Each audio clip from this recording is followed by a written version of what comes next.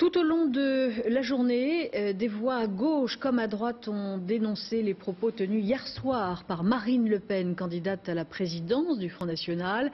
Marine Le Pen a comparé les prières de rue de musulmans à une occupation, propos qui ont provoqué un véritable tollé. Béatrice Gelot, Khalida Outaï.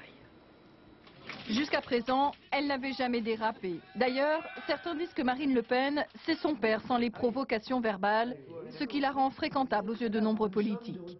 Mais aujourd'hui, elle est en campagne pour succéder à son père à la mi-janvier.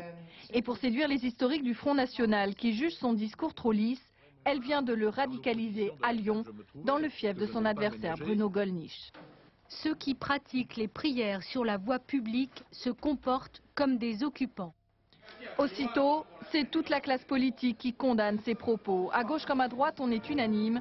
Marine Le Pen a dérapé. En matière de lutte contre l'occupation, ce sont des Arabes, des musulmans, des Africains, des régiments entiers de tirailleurs qui ont participé et qui ont perdu leur vie, l'ont sacrifié.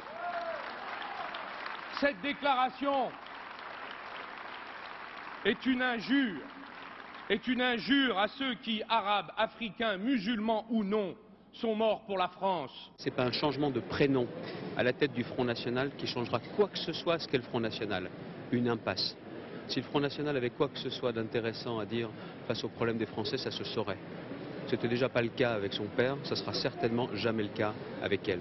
Ce soir, Marine Le Pen se justifie tout en essayant de banaliser ses paroles. Ça démontre une chose, cette indignation organisée.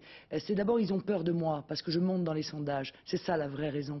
Et le deuxième constat qu'on peut en tirer, c'est qu'on ne peut pas donc compter sur l'UMP, le PS, les Verts, le Parti communiste ou n'importe quel autre parti pour régler ce problème de la perte de notre souveraineté territoriale dans toute une série d'endroits qui se multiplient. Le garde des Sceaux Michel Mercier exclut une action en justice contre Marine Le Pen.